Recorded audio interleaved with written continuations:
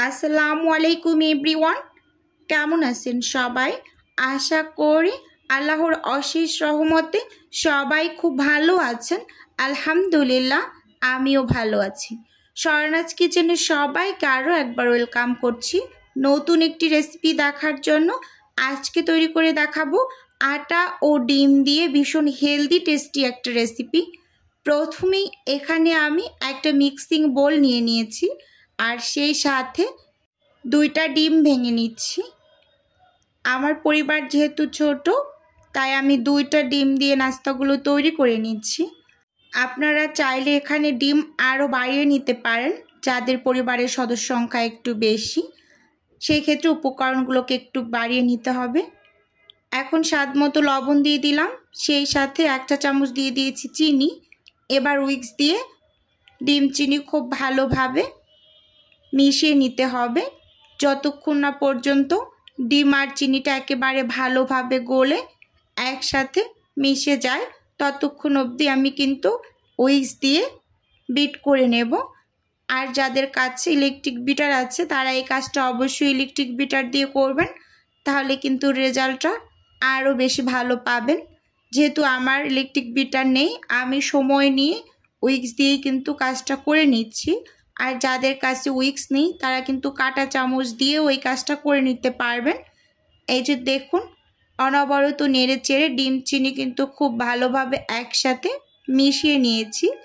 এই পর্যায়ে আমি এখন শুকনো উপকরণ অ্যাড করব। সেজন্য এখানে আমি একটা চালনি নিয়ে নিয়েছি, সেই সাথে 1.5 কাপ পরিমাণ আটা নিয়ে নিচ্ছি।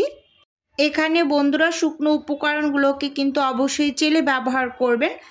এখন এখানে আমি দিয়ে দেব 1/2 চা চামচ বেকিং পাউডার। অবশ্যই বেকিং পাউডারটা অ্যাড করবেন। এবার কিন্তু আমি চেলে নিচ্ছি, দেখতেই পাচ্ছেন। আর আটার ভিতরে যে গোটা গোটা অংশগুলো ছিল সেগুলো কিন্তু আমার চালনিতেই রয়ে গিয়েছে। এবার হচ্ছে আমি সেগুলোকে ফেলে দিয়েছি। এখানে আমি 1 কাপ লিকুইড দুধ নিয়ে নিয়েছি। এটা গরুর দুধ, একেবারে ঠান্ডা অবস্থায় আছে, কোনো রকম জাল করিনি। দিয়ে দিলাম 1/2 কাপের মতো। বাকি অর্ধেকও আমি একটু পরে মিশিয়ে নিচ্ছি। এখানে আমি 250 ml দুধ ব্যবহার করেছি। আপনারা চাইলে কিন্তু পুরোপুরি দুধ দিয়ে এই ব্যাটারটা রেডি করে নিতে পারেন। আমি উইক্স দিয়ে কিন্তু নেড়ে চেড়ে মিশিয়ে নিচ্ছি, কিন্তু ব্যাটারটা এখন পর্যন্ত পারফেক্টলি নাস্তা তৈরি করার জন্য রেডি হয়নি। সেজন্য এখানে আমি 1 কাপ পানি নিয়ে নিয়েছি, সেখান থেকে 1/4 কাপের মতো পানি দিয়ে ব্যাটারটা রেডি করে নিচ্ছি। আপনারা পুরোপুরি দুধ দিয়ে ব্যাটারটা রেডি করে নেবেন। এই যে দেখুন, আমি কিন্তু অনবরত নেড়ে চেড়ে ব্যাটারটা রেডি করে নিচ্ছি।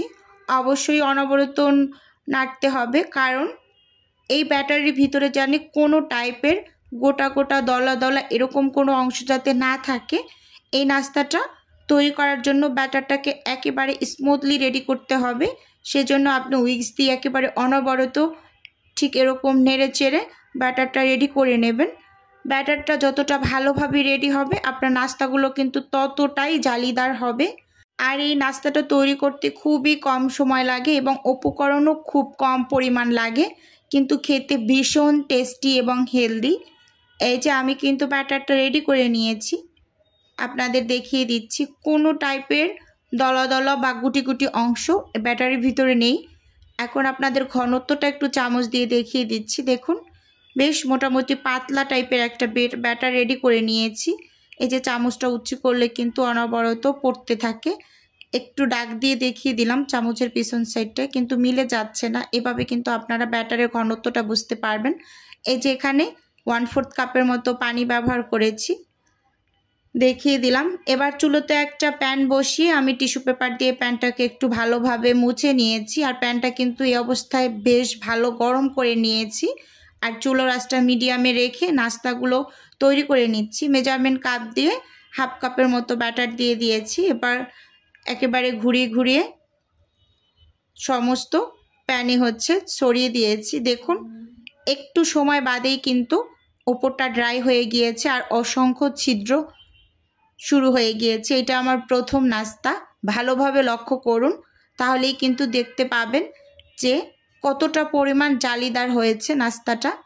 একেবারে পুরো নাস্তাটা কিন্তু জালিদার হয়েছে আর আপনার উল্টে দেওয়ার কোনো টাইপের দরকার নেই। উপরটা এমনিতেই শুকিয়ে যায় 1-2 মিনিটের ভিতরেই, যেহেতু প্যানটা ভালোভাবে গরম করা। আরও একটা নাস্তা বানিয়ে দেখিয়ে দিচ্ছি, লক্ষ্য করুন একটু ভালোভাবে।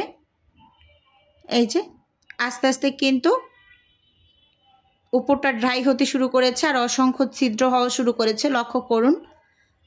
ভিডিওর এই পর্যায়ে এসে প্রতিদিনের মতো আমার প্রিয় আপু এবং ভাইদের উদ্দেশ্যে একটা অনুরোধ রাখছি, আমার ভিডিওর কোনো অংশ যদি আপনার কাছে একটুখানি হলেও ভালো লেগে যায় তাহলে অবশ্যই চ্যানেলটি সাবস্ক্রাইব করে আমার পাশে থাকবেন আর ভিডিওর শুরুতে একটা লাইক দিয়ে ভিডিও দেখা কন্টিনিউ করবেন। আপনার একটা লাইকই পারে আমার এই ভিডিওটা আরও অনেকের কাছে পৌঁছে দিতে। এই যে এক এক করে সব নাস্তাগুলোকে আমি বানিয়ে আপনাদের একটু দেখিয়ে দিচ্ছি খুব কাছ থেকে। এই যে লক্ষ্য করুন নাস্তাগুলো কতটা পরিমাণ জালিদার হয়েছে আর কতটা নরম তুলতুলে হয়েছে। দেখুন সব উপকরণ যদি একেবারে ঠিকঠাক নেওয়া যায় পারফেক্টলি এভাবে নাস্তাগুলোকে বানিয়ে নিতে পারবেন আশা করি। পিছন সাইডটাও দেখিয়ে দিচ্ছি, যে পুড়ে গিয়েছে এরকম না, ভীষণ সুন্দর হয়েছে আর খেতে তো মাশাআল্লাহ অসাধারণ হয়েছিল। প্রত্যেকটা নাস্তাই আপনার এরকম জালিদার হয়েছে, লক্ষ্য করুন। খেতে ভীষণ ভীষণ ভালো লাগে, সব কিছু দিয়ে আপনি এটা খেতে পারবেন, যেমন ভাজি, সবজি, মাংস সব কিছুর সাথেই এটা খেতে ভীষণ ভীষণ ভালো লাগে। আজকের ভিডিও বন্ধুরা এ পর্যন্তই রাখছি। আল্লাহ হাফেজ, আসসালামু আলাইকুম।